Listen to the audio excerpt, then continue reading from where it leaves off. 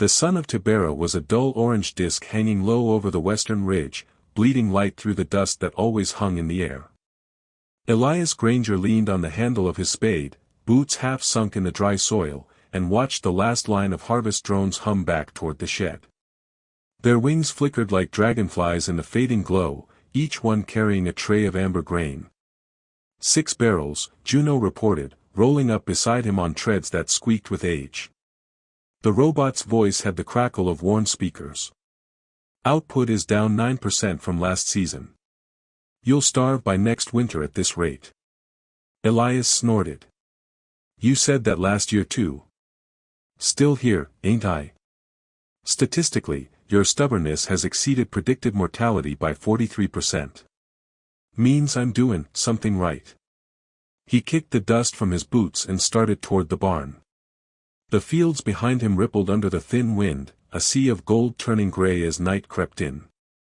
The smell of iron and grain filled the air, life and rust, the perfume of old Earth's forgotten cousins.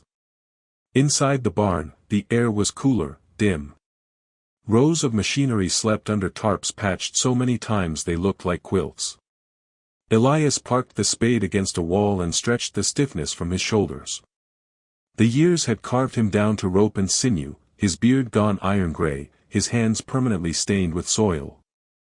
He ladled out some stew from the pot warming on the heater, the last of last week's carrots, a few strips of vat protein, and water pulled from the recycler.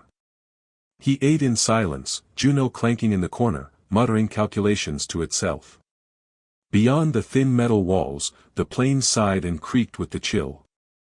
When he finished, Elias stood, scraping the pot clean with a hunk of bread. He walked out to the edge of the field, the stars beginning to prick the dusk sky, thousands of them, sharp and cold.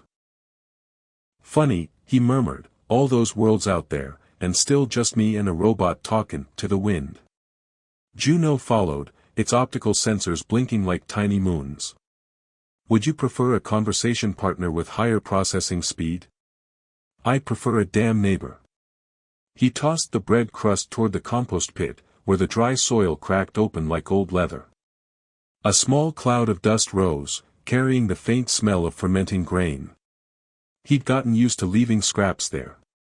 Now and then, some of the planet's scavenger lizards would come by. Watching them scurry away had become a quiet sort of entertainment. He turned back toward the house, but something caught his eye, small tracks near the pit, half buried by the wind. Not the usual claws or tails. These were delicate, almost circular, like petals pressed into the soil.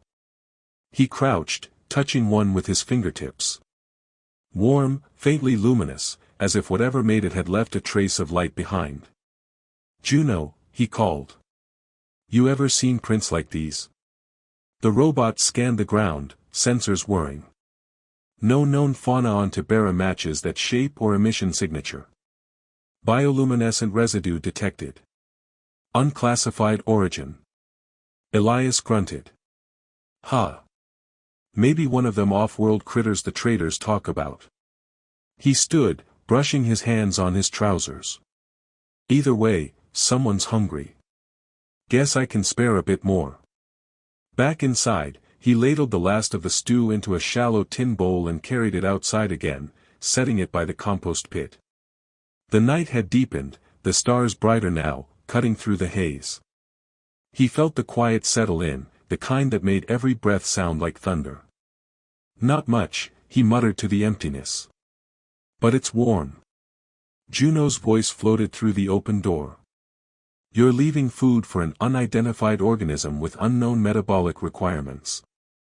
Irrational. Elias chuckled softly. Ain't much around here that ain't irrational. He stood there for a long moment, listening. Far off, the wind carried a faint sound, almost like laughter, high and thin, or maybe it was just the shifting sand. He turned back toward the farmhouse, deciding it was just his imagination. Later, when the lamp inside had burned low and Juno had powered into rest mode, Elias sat at the table, staring at the small photograph pinned to the wall, a woman with a sun hat and a smile that could stop time. Mara, he said softly, you'd still be tellin' me to share what little I got, wouldn't you? He rose, poured himself a bit of filtered water, and looked out through the dusty window. For an instant, he thought he saw movement near the pit, a shimmer, like moonlight bending around a shape. He blinked. Nothing there. Just the long grass and the shadows. Too much sun today, he murmured.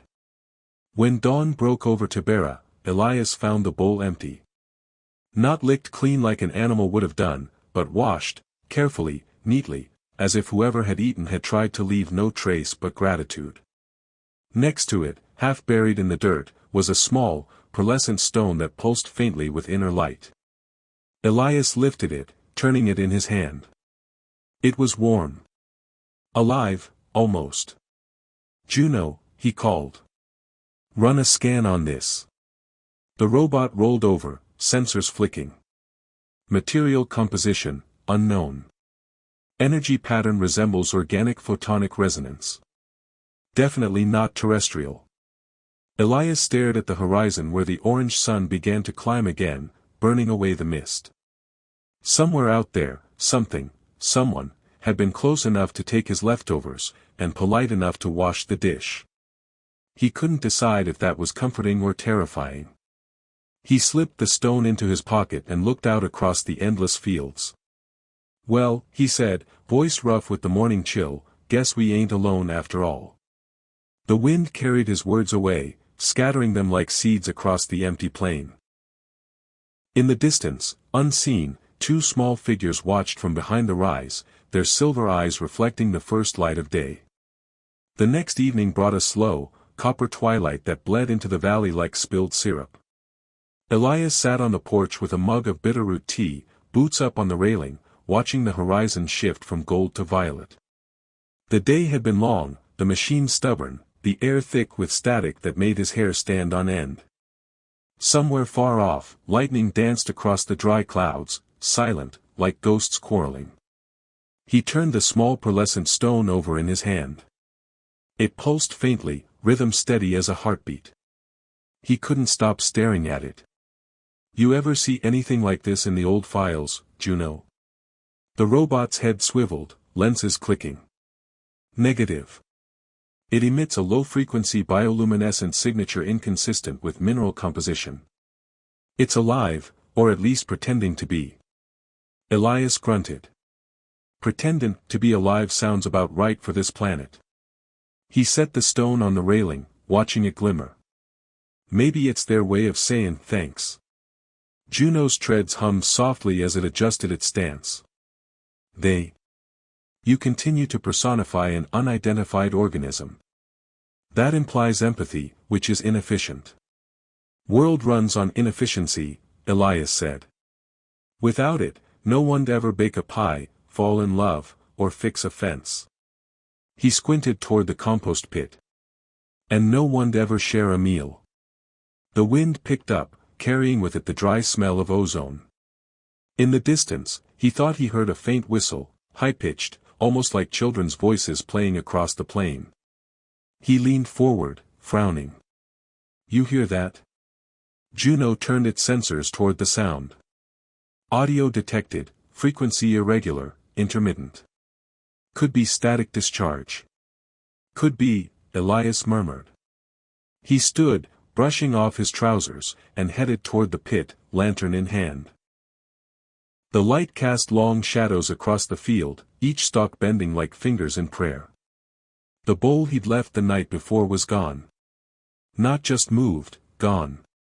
In its place, two faint sets of footprints shimmered under the lantern's glow, smaller than a child's, glowing faintly like the prints he'd seen before. They led toward the northern ridge, vanishing into the tall grain. Elias crouched, his breath fogging in the cooling air. You sure we ain't got settlers up north? Juno replied, the nearest inhabited sector is 87 kilometers away. Probability of human trespass is below 1%. Then we got something new, Elias said, and without another word, started following the prints. The night was still, every sound amplified, the crunch of his boots, the soft whir of Juno's treads, the distant rustle of something moving through the crops. The footprints pulsed softly, guiding him like a trail of stars laid into the earth. After 100 meters, the prince stopped. The grain shifted ahead. He lifted the lantern. "All right," he said softly, "come on out. Ain't looking to hurt nobody." For a long moment, nothing moved. Then, from between the stalks, two small figures stepped into the circle of light. They were slight, barely up to his chest, their skin a smooth gradient of soft silver and pale blue that rippled like water. Their eyes were wide and luminous, reflecting the lantern's glow until it seemed there were galaxies swirling inside them. Elias froze. The figures trembled, clutching each other's hands. One of them tilted her head, voice trembling through the night. "Who, man?" He blinked, breath caught in his throat. "Well, I reckon that's what I am." "And you're," he let out a slow whistle. "Not from around here, I'm guessing, Dot." They flinched at his voice. He softened it. "You hungry?" The smaller one, the younger, he thought, hesitated, then nodded, just once. The other tugged at her arm, whispering something in a language that sounded like bells and wind. Elias raised a hand. "Ain't got much, but you're welcome to what I got. No tricks, no trades. Just food." The older one frowned, her irises shifting like liquid metal. "Why, give?" Elias chuckled, though it came out more like a sigh. "My ma used to say if someone's hungry, you feed 'em. Doesn't matter where they're from. That's just manners." They exchanged glances, whispering again. Then, slowly, they stepped closer. The lantern light revealed faint patterns across their skin, veins of light that pulsed in time with their hearts. Elias could see now they were thin, ribs visible beneath translucent flesh. He turned back toward the farmhouse, motioning for them to follow. "Come on. I got a stew on the reheat." Juno rolled after him, muttering. "This is highly unadvisable. Unknown species could be carnivorous. You are statistically edible." "Then I'll hope they got better taste than that," Elias said. Inside, the warmth hit them like a wave. The aliens stood near the door, uncertain, their eyes darting around the room, at the metal walls, the flickering lamp, the tools lined neatly on the counter. Elias ladled out the stew and set two bowls on the table. "Go on," he said gently. "Ain't poisoned." The younger one sniffed it, then dipped a delicate hand in, tasting. Her eyes widened. She whispered something to the older, and they both began to eat, quick, nervous bites at first, then faster, almost frantic. Elias leaned against the counter, watching. There was something heartbreakingly human about the way they ate, the relief, the small noises of contentment. When they finished, the younger one looked up at him with shining eyes. "Warm," she said, voice trembling. "Warm, gift." He smiled. "That's right. Warm gift." They stayed only a few minutes more. The older one seemed anxious, tugging her sister toward the door. Before they left, the younger paused, pressed her palm to the table, and left a faint glowing handprint that faded slowly as they vanished into the night. When they were gone, the house felt strangely empty, as if the air itself had gone still. Juno broke the silence. "They consumed 3/4 of your remaining protein stock." Elias shrugged. "Worth it." He looked at the fading handprint on the table, light dimming to nothing. "You ever think, Juno, that maybe kindness is a kind of technology? One nobody's figured how to replicate yet?" The robot servos clicked. "That concept is not in my database." "Didn't think so." He stepped out onto the porch again, staring toward the horizon. Somewhere beyond that ridge, two small lights moved like fireflies against the dark. He didn't know what they were running from, but for the first time in years, he felt like the universe had knocked on his door, and he'd answered right. Morning came with a pale yellow haze, the kind that blurred the horizon until sky and dust became one. Elias woke before the light touched the fields. The house was quiet except for Juno's faint charging hum and the ticking of the cooling stove. He rubbed the sleep from his eyes, pulled on his coat, and stepped outside. The air tasted of iron and dew. The compost pit was empty again. No footprints this time, no shimmering marks. Only the faint smell of ozone and a shimmer of dust that glittered faintly when the sun caught it. He sighed, half smiling. Guess they've moved on. He almost believed it, until he heard the rustle near the barn. Not the wind. Something small. Careful.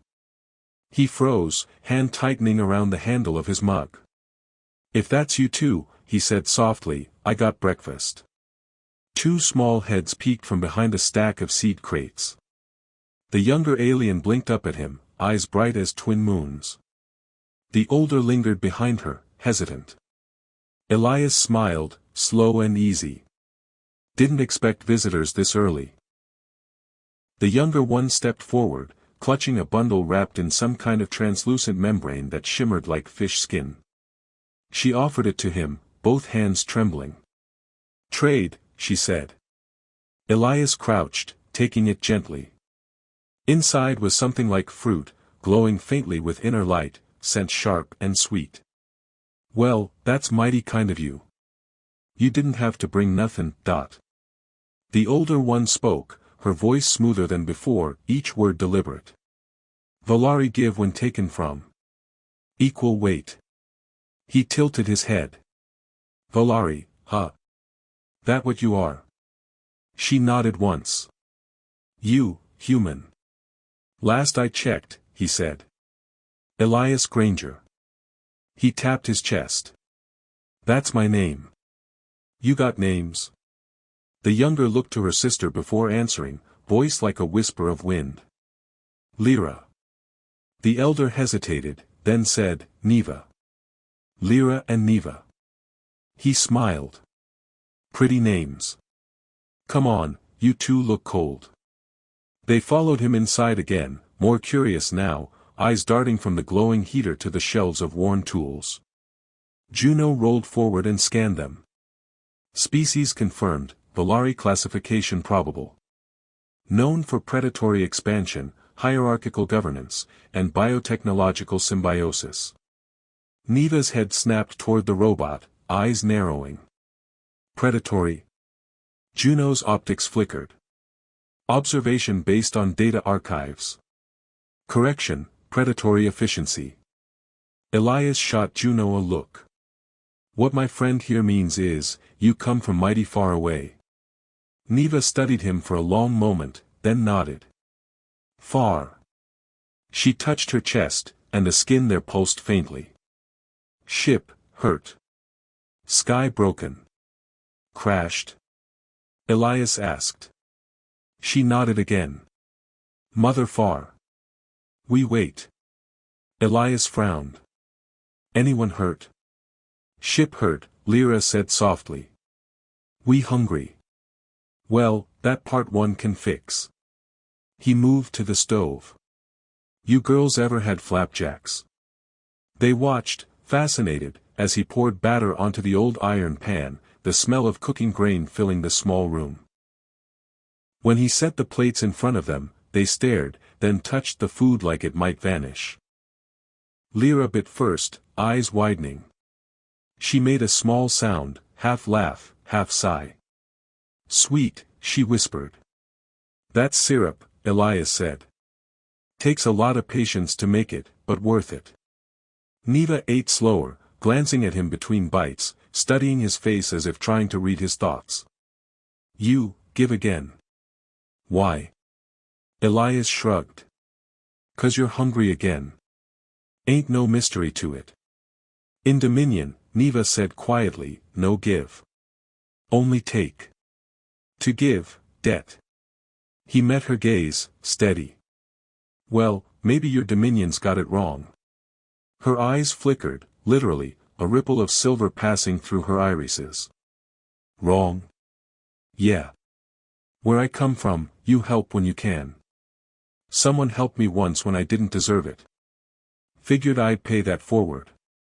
They didn't answer, just watched him with that strange, unreadable stillness. Lyra smiled, small and shy, syrup glistening on her fingers. "Human good," she said. He chuckled. "Don't go spreadin' that rumor too far." They spent the morning together. Elias showed them how the grain processor worked, how the drone hives pollinated the fields. Lyra was fascinated, following each tiny mechanical bee with a laugh that made the dry air seem less empty. Neva kept glancing at the horizon, tense, as if she were listening to something only she could hear. By afternoon, clouds gathered thick and green over the plains. The static hum of an approaching storm built until Juno's sensors clicked. Electromagnetic activity increasing. Recommend shelter. Elias herded them inside, closing the shutters. Rain came suddenly, heavy and hard, drumming on the roof like 1,000 fists. The smell of ozone filled the air. Lyra pressed her face to the window, eyes wide. "Sky, loud." "That's thunder," Elias said. "Means the air's alive." She flinched as lightning flashed. Neva pulled her close, murmuring in their language. Then she looked at Elias again. "In Dominion worlds, storms are eaten by machines. No wild." He smiled faintly. "Sometimes wild's good for you. Reminds you you're small." They sat together through the storm, the light flickering, the wind howling like some ancient beast. When the worst passed, the rain softened to a hiss. Neva stood, her gaze distant. "Signal must send," she murmured. "Mother will seek." Elias frowned. "You got a way to reach her?" She pointed toward the hills. "Core shard. In ship. Broken, but, maybe fix." He nodded slowly. "Then tomorrow, we'll see what we can do." She looked at him sharply. "You help?" "Sure," he said. "You're my guests. Can't leave you stranded." For the first time, her face softened. A small, uncertain smile flickered there. "Human strange." He laughed quietly. "Heard that one before." When night fell, the storm gone, they curled up near the heater, the faint light of their skin casting ripples across the room. Elias sat on the porch, smoking a thin roll of dried grain leaf, watching the stars reappear. Juno rolled up beside him. "You are forming attachments." "Maybe. Statistically unwise. Their species may not reciprocate empathy." Elias tapped ash into the dust. "Doesn't matter. You don't give kindness to get it back." Juno clicked, confused. "Then why?"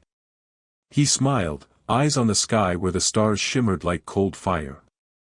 "Because maybe someone out there needs to see it done."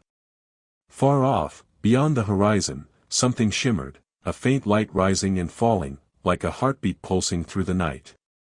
Neva, watching from inside, turned her head toward it, whispering a single word Elias couldn't hear. But he saw the look in her eyes, and for the first time, he wondered what kind of mother could teach a child to be afraid of kindness. The morning after the storm, the fields smelled new again, damp earth steaming under the first pale light. Elias walked ahead, his boots squelching in the mud, the air heavy with the scent of ozone. Lyra trailed beside him, fascinated by how her reflection rippled in the puddles. Neva followed at a measured distance, her gaze fixed on the northern ridge where jagged spires of black stone jutted from the ground like broken teeth. "That where your ship came down?" Elias asked. Neva nodded once. "Beyond ridge. Hidden in hollow." Juno rumbled behind them, tread splattering mud. "Environmental scan indicates residual radiation. Recommend caution." "Yeah," Elias said, "but if we're gonna fix that shard, we need to see what's left." He adjusted the strap of the toolkit over his shoulder. "Besides, I've seen worse. Back when the colony first set up, half the machinery used to catch fire if you looked at it funny." Lyra laughed softly, the sound bright against the dull wind. "Fire funny." He grinned. "Maybe not at the time." The climb up the ridge took most of the morning.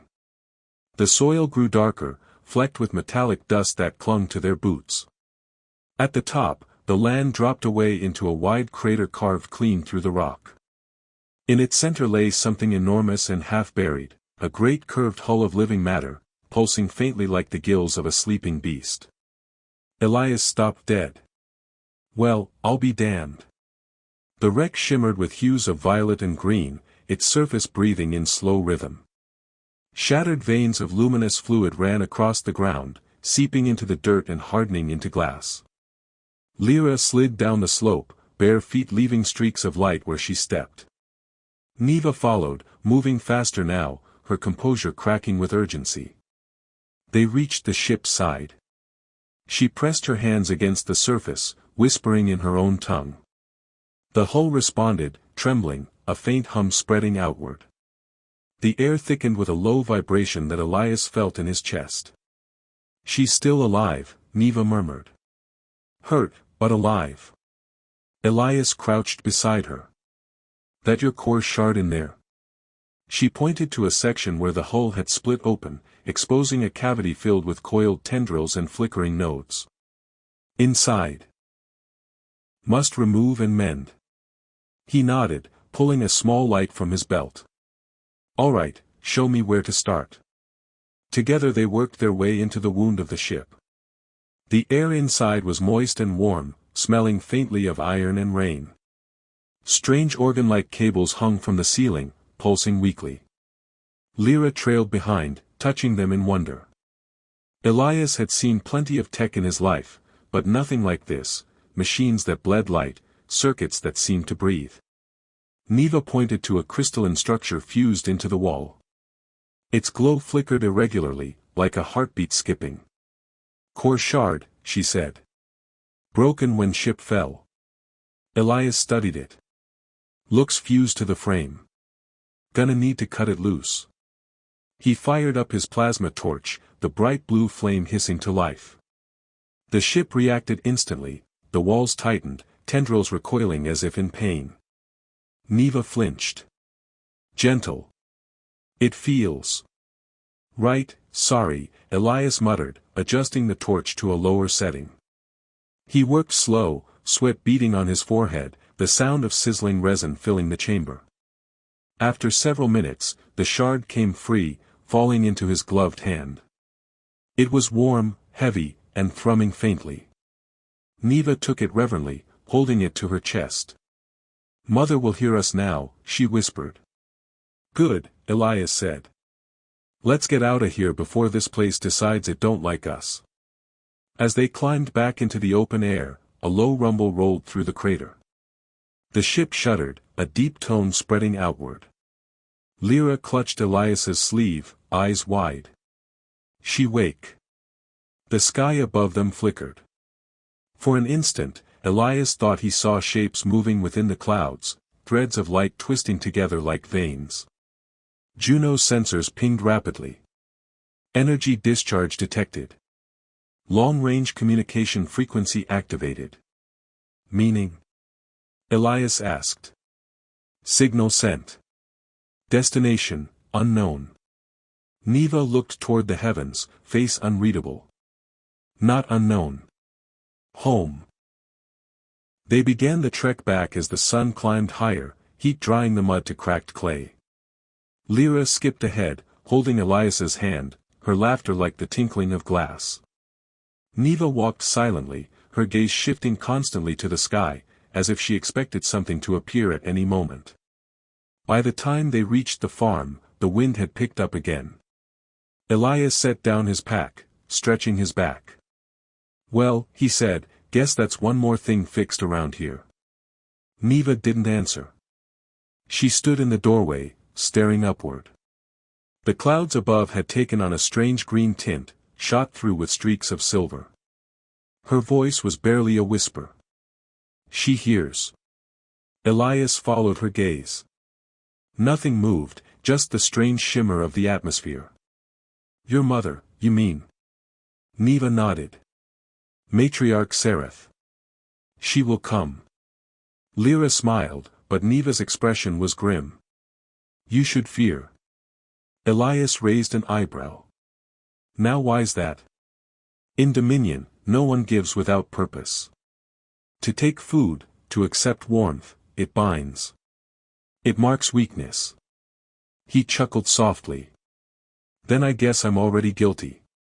She turned to him, eyes bright with something like sorrow. She will not understand you. She will see only power misplaced. Elias leaned on the railing, squinting at the fading horizon. Let her come. I'll pour her a cup of coffee and see if we can't talk it out. But that night, as he sat alone on the porch, the wind began to hum, a low, electric sound that made the ground tremble. Out beyond the ridge, a new light bloomed in the sky, bright and sharp as a falling star. It didn't fade. It grew. Juno rolled out beside him, sensors flaring red. Incoming object descending at orbital velocity. Organic composition. Scale, Leviathan-class vessel. Elias watched as the light split the clouds, bathing the plains in silver fire. Well, he said quietly, guess supper's about to get crowded. And somewhere behind him, Neva whispered a word that made the hair on his neck stand on end. Mother. The night sky over Tibera tore open in silence. The descending light wasn't a fall but a glide, slow, deliberate, almost regal.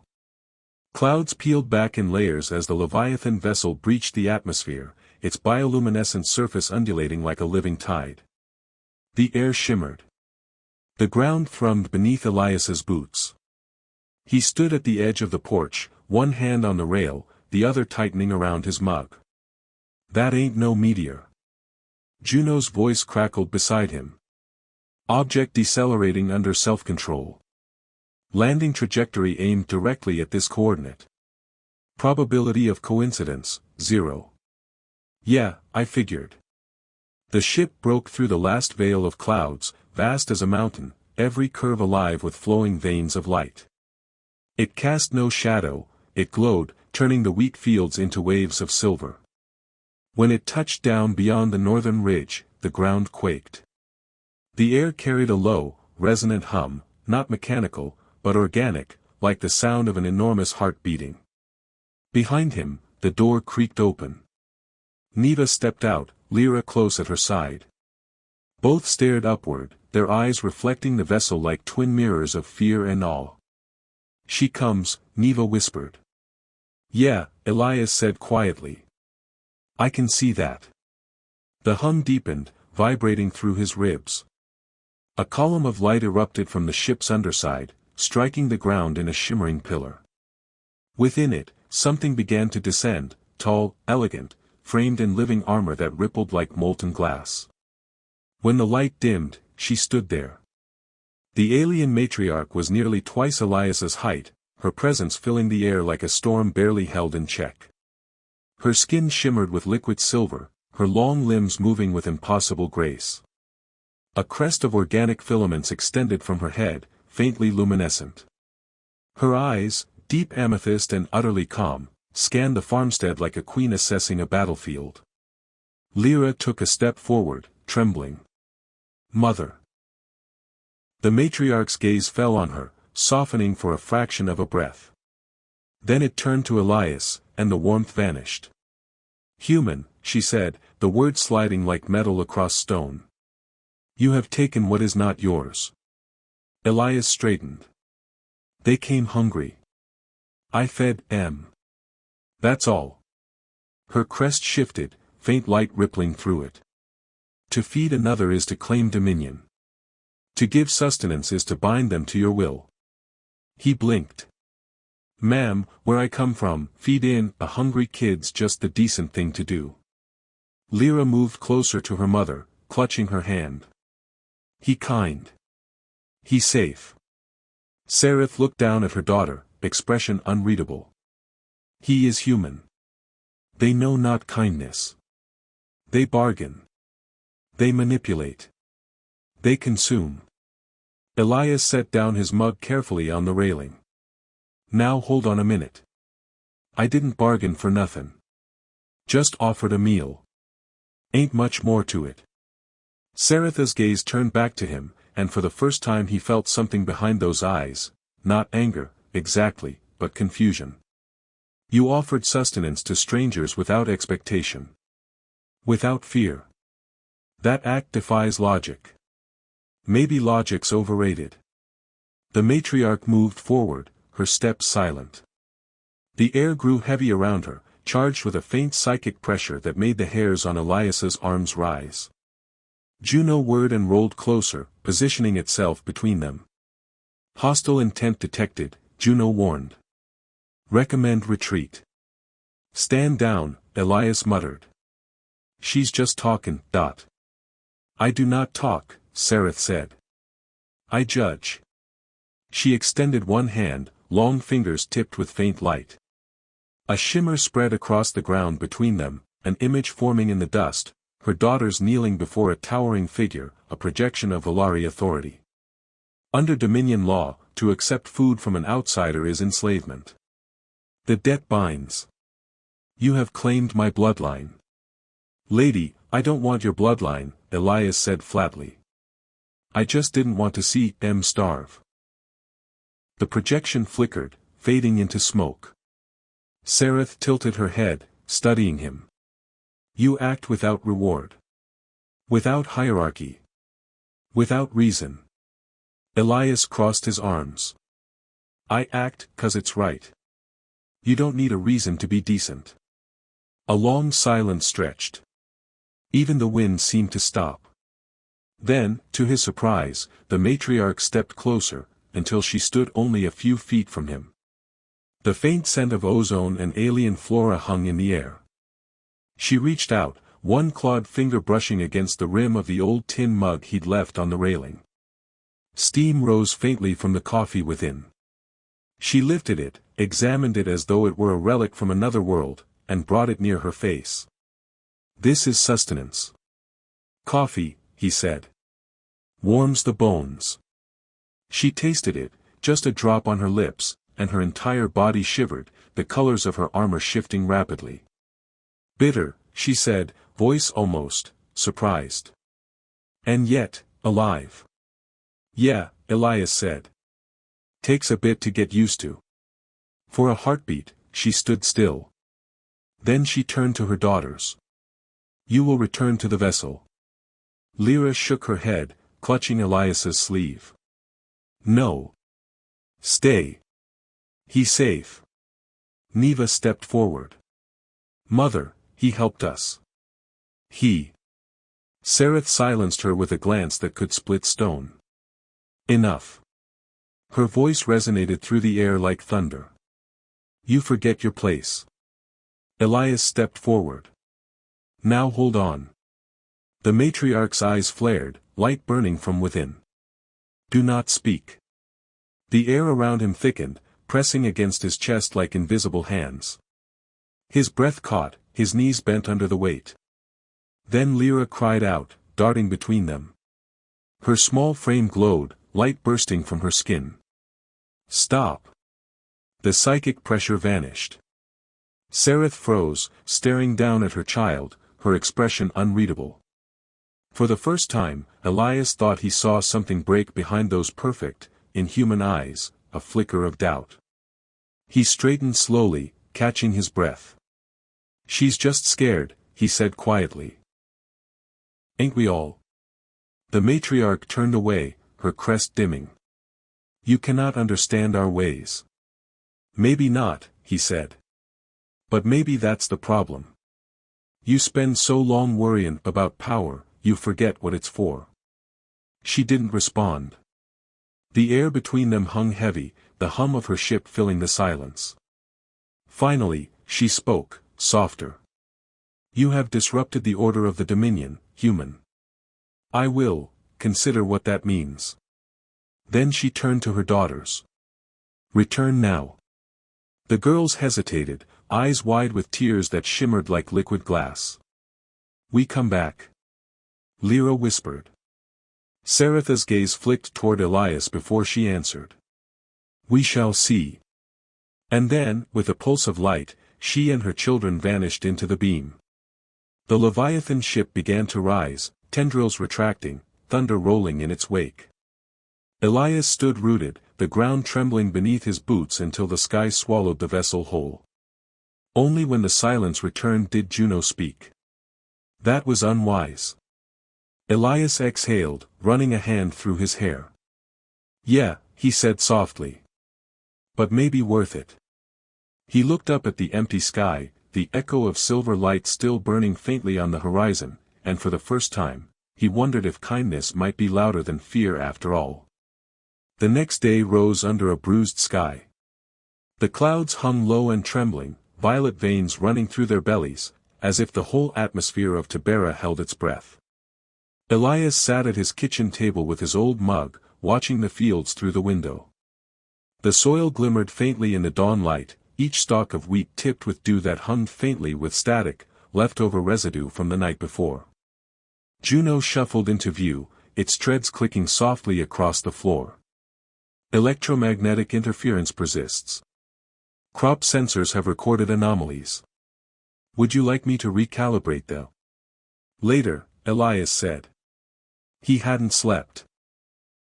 He just sat there, half listening to the hum in the distance, half wondering if he'd imagined it all, the light, the woman, the feeling of being seen and measured by something impossibly ancient. He reached for the last of the bread, broke it in half, and ate slowly. The silence of the house was heavy, not empty but waiting. The sound of wind against the walls came sharp and metallic. Then, faintly, a pulse of light swept across the horizon. It wasn't the blinding storm of last night, but a controlled signal, a ripple that moved through the air like a heartbeat. The wheat bent in waves as if bowing. Juno's sensors flared. Incoming vessel. Same biosignature as previous encounter. Descending slower. Controlled approach. Elias stood, slid on his jacket and stepped outside. The air smelled of iron and rain. He walked past the barn, where the burned edges of the landing field still smoked faintly. From the clouds above, the ship appeared again, smaller this time, almost elegant, like a shard of the night itself. It landed gently, the earth trembling only slightly under its weight. The ramp unfolded like the petal of a flower. Two figures emerged first, Lyra and Neva. They ran toward him, their steps light, their eyes bright as stars. Elias. Lyra cried, the human name strange on her tongue. He smiled despite himself.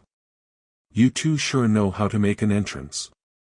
They reached him breathless, their hands warm with a faint glow as they clasped his. Mother said we may speak. Only speak, Neva whispered. No sharing of food. Fair enough, Elias said. Talk's cheaper anyway. Then the air behind them thickened. The matriarch followed, slower, more deliberate. She wore no armor now. The living plates of her body had softened into translucent folds that shimmered like dawn mist. Still regal, still fearsome, but less a weapon and more a being. Sereth stopped a few meters away, her gaze sweeping the fields, the house, the sky. Her voice came lower, almost weary. This world is quiet. It is untouched by dominion law. No hierarchy, no order. Only growth and decay. That's about right, Elias said. Things live, things die, and between the two, there's work. Her eyes flickered toward him. You speak simply, human, yet you bend meaning like metal. My daughters say you are kind. I have seen no kindness that is not a mask for control. Elias shrugged. You ever thought maybe control ain't worth the trouble? That seemed to catch her off guard. Her crest dimmed. Without order, there is chaos. Without hierarchy, there is ruin. The weak consume themselves. He kicked at the dirt, thoughtful. Or maybe they just need a fair shake. Sometimes all folks needs a little room to stand on their own. Sereth turned from him, looking across the expanse of wheat. The light breeze played through the stalks, their golden shimmer reflecting in her eyes. You would not survive a day in the Dominion, she murmured. There, mercy is death. Then maybe it's time someone reminded them it don't have to be. The wind picked up. For a moment, the only sound was the rustling field. Then Neva tugged at her mother's arm. He grows food from dirt, she said softly. Not by command, not by force. It listens to him. Sereth looked down at her daughter. Soil obeys no one. Maybe not, Elias said, but it'll work with you if you treat it right. She studied him, and something shifted behind her expression, the faintest trace of curiosity. You build sustenance from lifeless ground, she said. You share it freely. And still you survive. Barely, he admitted. But I sleep good at night. Lyra stepped forward suddenly, holding out her small hand. Mother, try, she asked, pointing toward the rows of wheat.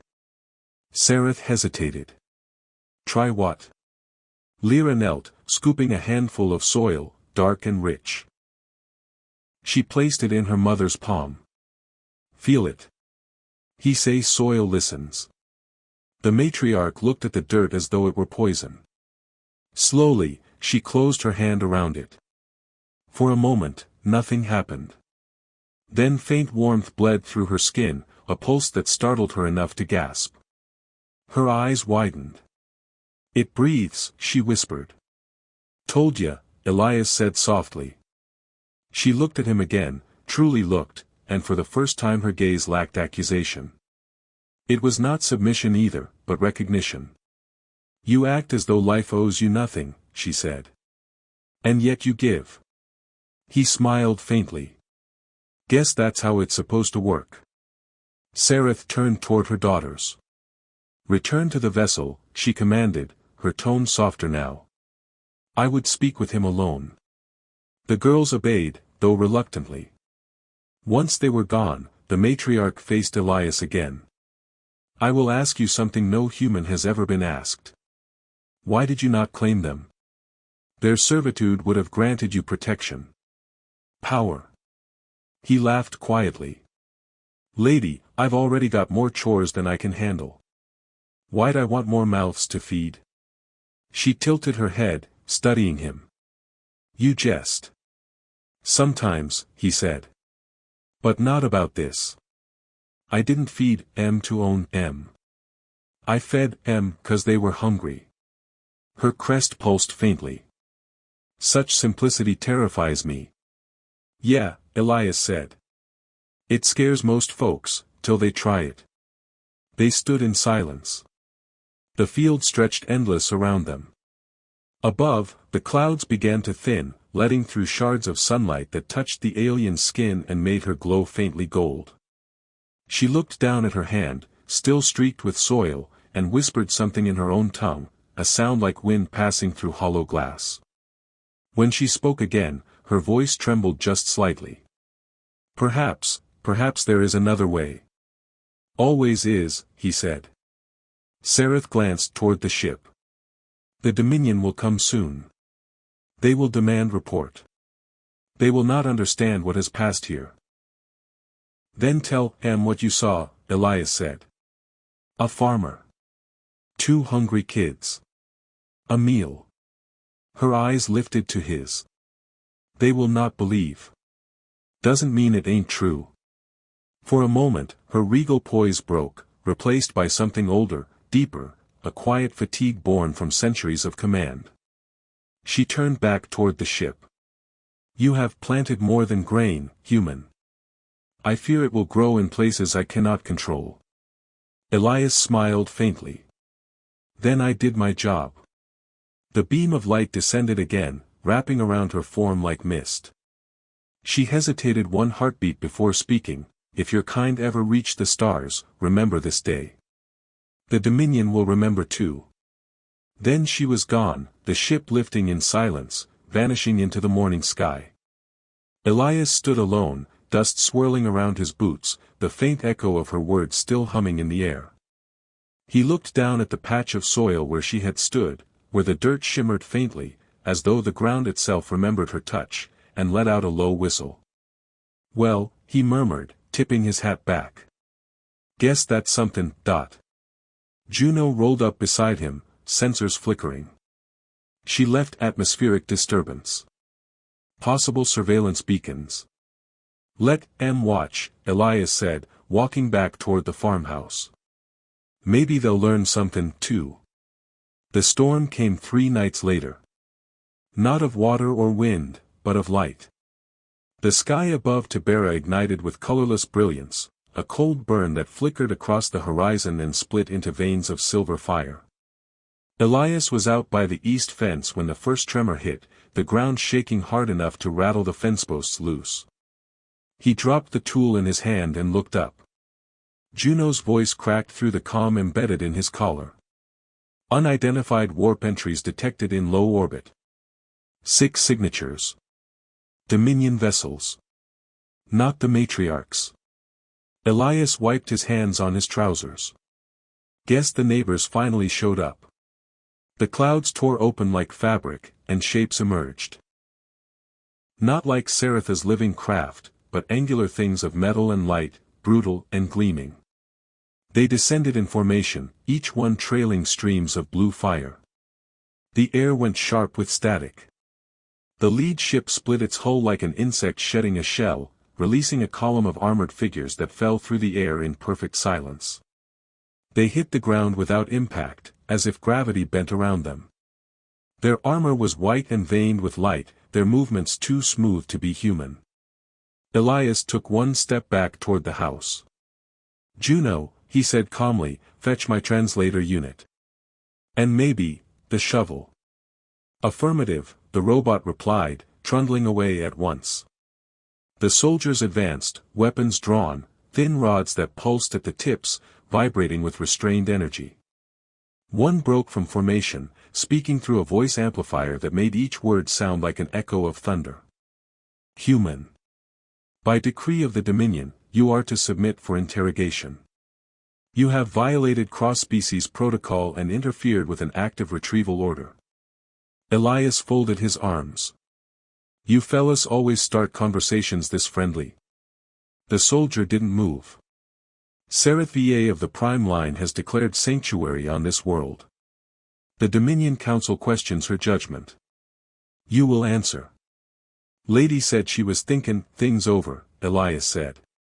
Didn't know I needed to file paperwork for hospitality. Hospitality is irrelevant, the soldier said.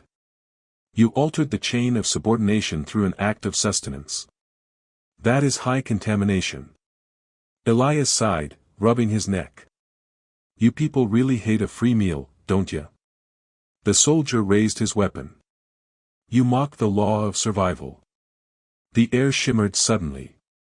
Between them and the sky, a vast shadow unfurled, the matriarch's ship, returning like a silent dawn. Its arrival bent light and sound, filling the plain with a deep, rolling hum. The soldiers froze. The commander hissed into his communicator. Unauthorized interference. Confirm identity. Then the beam of the ship struck the ground, and Sarath appeared. She was changed. The metallic sheen of her form was dimmer, her movement slower, but her presence, the power that radiated from her, was absolute. Enough, she said, and the word rolled across the air like a storm front. The Dominion soldiers dropped to one knee instantly. Matriarch. The Council has commanded. The Council does not command me, Sarath said, voice cold as space. This world is under my protection. One soldier dared to lift his head. You defy Dominion law.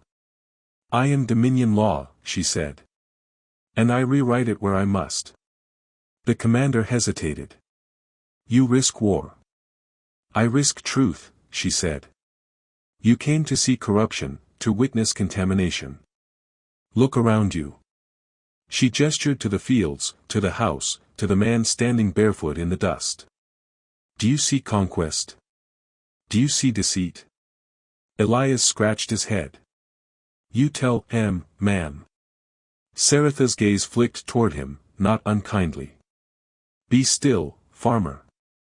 Then, turning back to the soldiers, she said, I have seen a creature who gives without demand, who feeds without claiming. In the Dominion, such behavior would be considered weakness. Yet it has more strength than our entire fleet. It is not corruption you should fear, but extinction, of empathy, of balance. The soldiers exchanged uneasy glances. The commander lowered his weapon, voice trembling. The council will demand proof of this strength. Sereth stepped closer, towering over him. Then let them come and see what grows here. Let them witness a world that endures without tyranny. The wind picked up, swirling the dust around her feet. Elias stood watching, feeling strangely out of place amid the gods. When the light from her ship cast his shadow long across the field, he spoke quietly. You really don't have to do this. Sereth turned to him. You do not understand, human. You changed something far older than either of us. My daughters spoke of kindness. I dismissed it as illusion. Now the Dominion will know it is real, and they will fear it. From her ship, a low hum built into a resonance that shook the air. The soldiers began to retreat, some whispering into their communicators. Above, the other vessels wavered, as though unsure whether to flee or fight. Sereth raised one hand, and the ground between her and the Dominion troops bloomed, literal bloom, soil parting as stalks of wheat burst upward in seconds, golden heads shimmering. The soldiers stumbled back, startled. This, she said, is what your law forbids, creation without cost, growth without conquest. She looked toward Elias. You gave me seed, farmer. Now I return it multiplied. The air shimmered, the field spreading like wildfire, waves of golden grain rushing outward across the plain. For the first time, the Dominion soldiers looked afraid. Sereth's voice carried over the wind. Leave this place. Tell your masters what you saw, that the Dominion has been humbled by a man with dirt beneath his nails. The soldiers hesitated no longer. One by one, they triggered their recall beacons, vanishing in streaks of light. The sky cleared, their ships retreating into the upper atmosphere until only silence remained. Sereth stood still for a long moment, her crest dimly flickering. It is done, she said softly. But they will not forget. Elias exhaled. Didn't figure they would. She turned toward him, eyes softer now. You have no weapons, no armies, yet your way of living threatens empires. How do you bear it? He looked out at the wheat, at the quiet dawn light catching on the stalks. Same way I bear the weather, he said. You plant, you hope, you keep going. She studied him, then nodded slowly. Then may your soil never hunger. The light gathered around her once more, and she began to rise back toward her ship. Elias watched her ascend until she was a star among others, her voice echoing faintly through the air like a memory, the Dominion will remember. He stood there until the hum faded completely, the field golden and endless around him. Juno rolled up beside him, silent for once. Guess she meant it, Elias said quietly. The robot's lenses blinked. The probability of historical significance has increased exponentially. Elias smiled. Well, ain't that something? He turned toward the farmhouse, boots crunching softly through the soil that still glowed faintly with alien light, and for the first time in his life, the horizon felt bigger than the world itself. Elias woke to the smell of rain. Not the thin, dusty drizzle Tibera usually offered, but real rain, deep, heavy, and alive. It came down in sheets that shimmered faintly with light, a kind of silver that soaked the soil and turned the wheat fields into mirrors. He stood by the doorway, mug in hand, and listened to the sound of it. It felt like the world was breathing again. Juno stood beside him, one optical sensor flickering as it scanned the horizon. Atmospheric readings are unusual. Precipitation contains trace organic compounds. Unknown origin.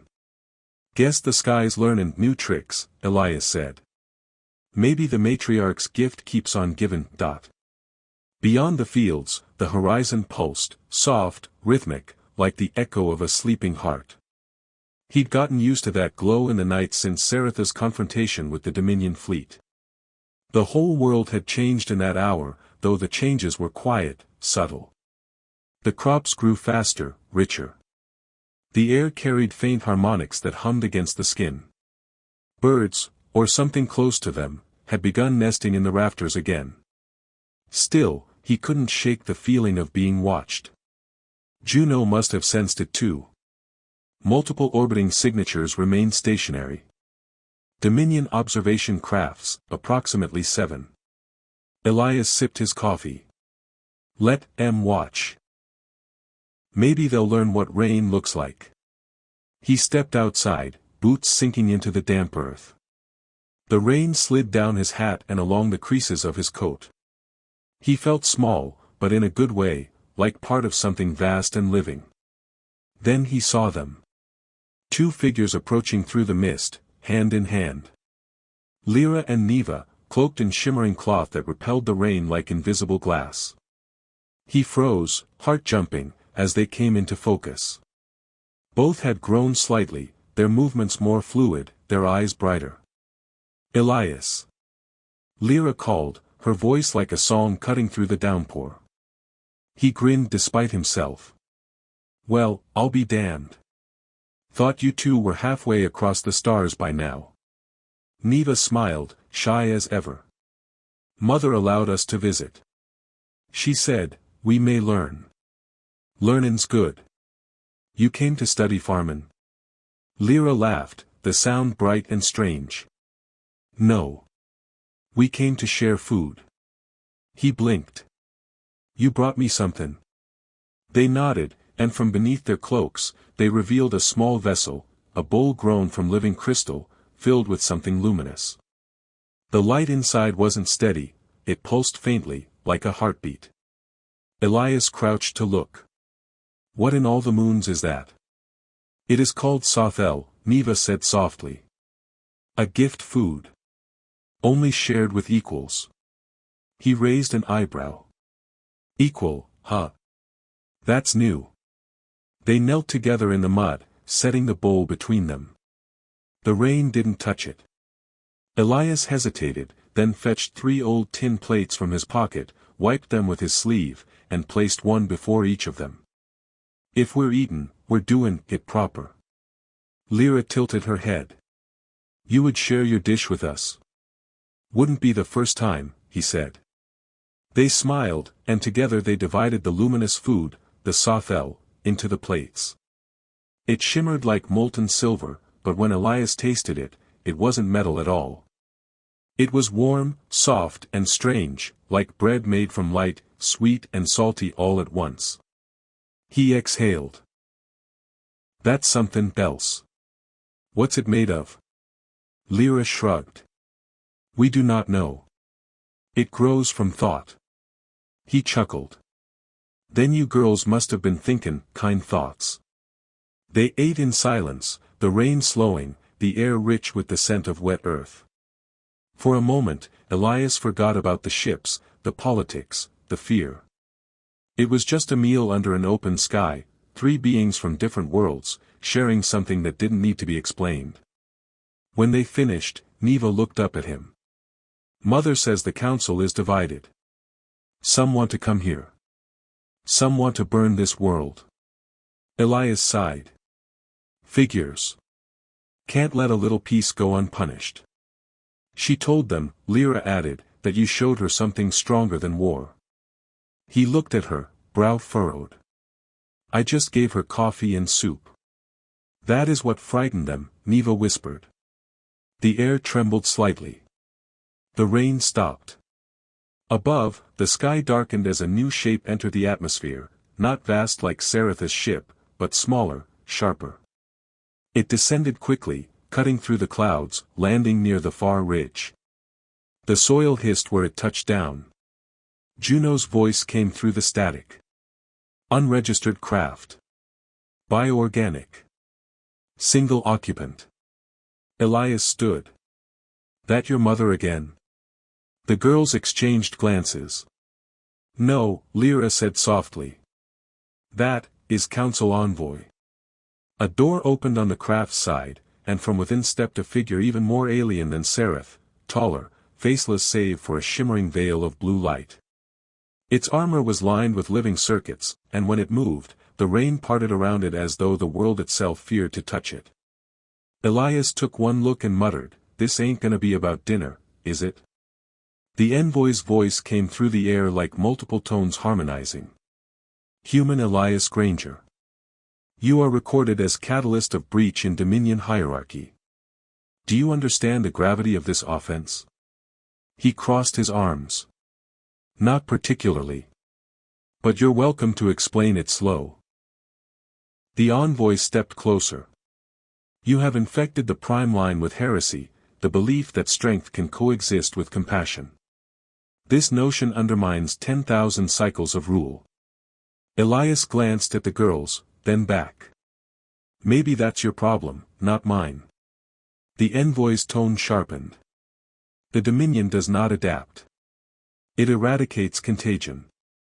A hum built in the air, energy forming around the envoy's hand. The girls cried out, rushing forward, but before the light could strike, a shadow swept across the field. The sky tore open again. Sereth descended like judgment itself, her presence vast and blinding. The rain turned to steam where her feet touched the ground. "Enough," she thundered. "You will not touch him." The envoy bowed slightly. "You break protocol, matriarch." "I break fear," she said. "Leave this place. Or I will unmake your craft where it stands." The envoy hesitated, light flickering through its veil. For a long moment, the two beings stood facing one another, will against will. Then, with a pulse of energy, the envoy vanished, its ship folding in on itself and disappearing into the clouds. Silence returned. The rain resumed. Sereth looked at Elias, her expression unreadable. "You have no idea what you've done," she said quietly. Elias met her gaze. "Guess I'll find out." Her crest dimmed. "You may have saved us all. Or doomed us." He looked out across the shimmering fields, where the rain made every stalk gleam like glass. "Ain't that always the way with kindness?" Sereth said nothing, but the faintest smile touched her lips, a flicker of warmth from a being made of light. Then she turned to her daughters. "It is time." Lyra clung to Elias's arm. "Will we see you again?" He looked down at her, voice soft. "I'll be right here, growing things. You know where to find me."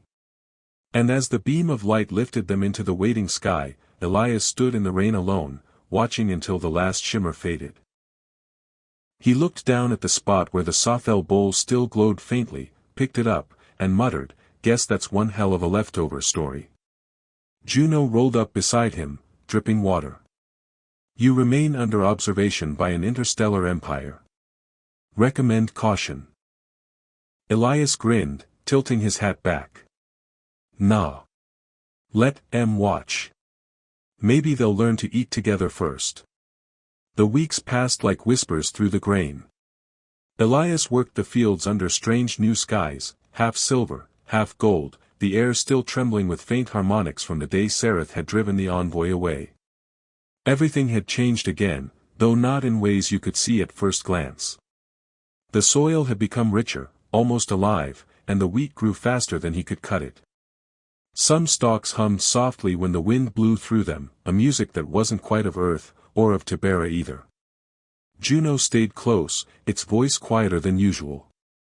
The droid had taken to scanning the horizon hourly, logging data on the rainfall, soil chemistry, and sky patterns.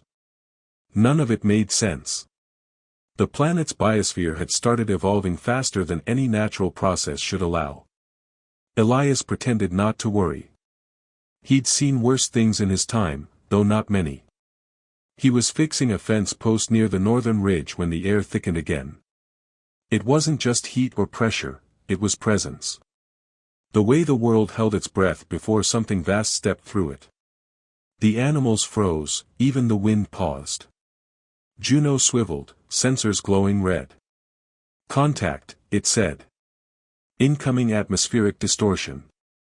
Elias stood, wiping his hands on his pants. "Let me guess. Company. Before Juno could answer, the clouds split in a slow spiral, revealing a ship unlike any he'd seen. It wasn't hard and metallic like Dominion craft, nor graceful and alive like Serathus. It was a fusion of both, pulsing bone and gleaming alloy, wrapped around a center that glowed like a contained sunrise. The thing descended silently, pressing the air flat with its weight until it landed just beyond the wheat. The hatch opened. From within stepped three figures in mirrored armor, moving in perfect synchrony. Their faces were obscured, but their movements were too organic to be machines. One stepped forward, voice echoing as though through hollow stone. Elias Granger of Tabera. You will come with us. Elias spat into the dirt. That's one hell of an invitation. This is not optional. I figured. He glanced at Juno, who hummed low. Any readings? Energy signatures consistent with hybrid Dominion resonance. Unknown augmentation. Hybrids, huh? Elias said. Guess someone's been doing crossbreeding without a skin first. One of the armored beings tilted its head. You mock what you cannot comprehend. The Dominion no longer needs to choose between fear and compassion. We have taken both. Elias's heart tightened. You're saying you mixed her code? Serathus? Her essence is now integrated into the ascendant pattern. You have been designated as Anomaly 0. Your actions triggered this evolution. Juno shifted beside him. They are not fully stable, Elias. Power readings indicate critical fluctuation. Yeah, he said quietly.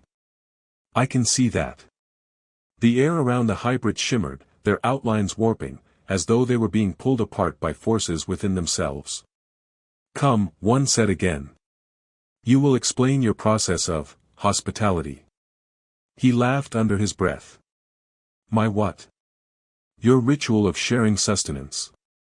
Your leftovers. The Prime now deems it sacred. The ascendant pattern must comprehend it. Elias stared at them, realization dawning slow as thunder. You want me to teach you how to eat dinner? The lead hybrid inclined its head. How to coexist without conquest. He felt something twist deep in his gut, not fear, not anger, just a strange kind of pity. They really didn't know.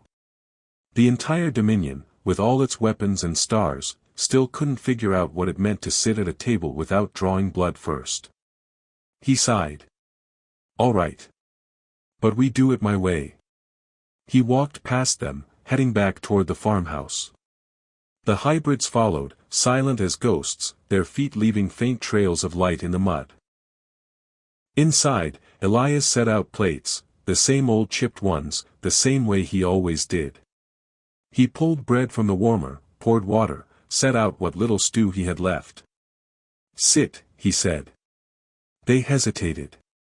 One of them finally knelt, mimicking him.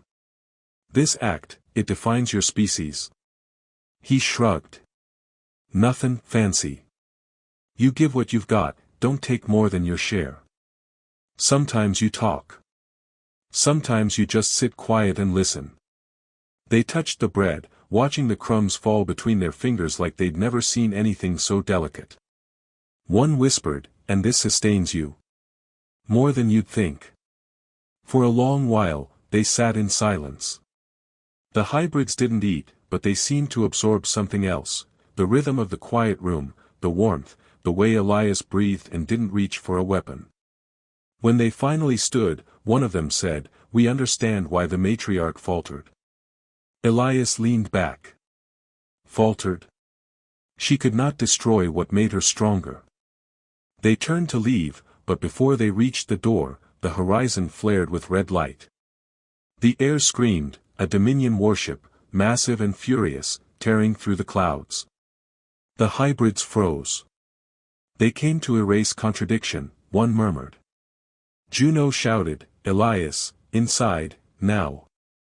But he didn't move. He watched as the hybrids faced the oncoming storm. The lead one looked back at him.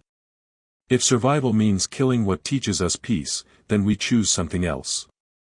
Their armor ignited, glowing with Seretha's same golden hue, and they rose into the sky, 3 streaks of living light slamming into the warship's hull. The explosion turned the clouds to fire.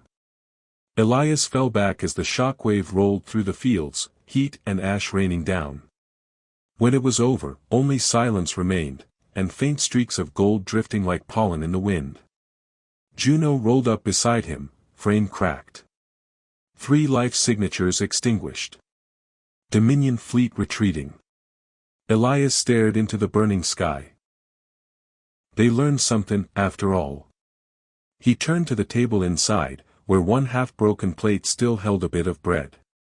He sat down, took a slow bite, and whispered, "Guess dinner's sacred now." Outside, the golden ash settled over the fields like blessing or curse, it was hard to tell which. But the wheat hummed again, faintly, as if the world itself was learning to breathe a new kind of kindness. The sun over Tibera rose like molten copper, spreading across the endless fields in waves of living light. The wheat shimmered, golden white, bending in the soft wind that carried the scent of rain and something else, something electric, new. Elias leaned on his porch rail, mug in hand, watching it all with quiet disbelief. It had been months since the fire in the sky, since the hybrid sacrifice, since the Dominion fleet fled beyond the black. The scars on the land had healed faster than they should have, the fields richer than ever, the soil humming underfoot like a buried song.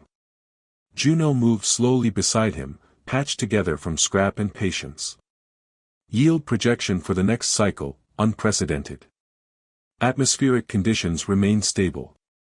Dominion presence, null. Sounds like peace to me, Elias said, sipping the last of his coffee. The droid turned its head toward the horizon. Define peace. Elias chuckled. Nothin' shootin' at us, for a start. He looked out over the fields again. And time to think about tomorrow. The silence stretched, deep and good. Somewhere out there, something chirped, not a machine, not quite a bird, but alive. Tibera had been reborn, and it seemed to remember both rain and fire. He was mending a rail when he felt it, a vibration in the air, gentle, like a distant chord struck across the sky. The light shifted, brighter, sharper, until it painted the wheat in hues of silver. Juno's sensors clicked to life. Energy distortion detected. Pattern matches matriarch Sereth. Elias straightened. Well, I'll be damned. The glow condensed near the ridge, forming a pillar of light that solidified into a tall figure, graceful, radiant, unmistakable. Sereth.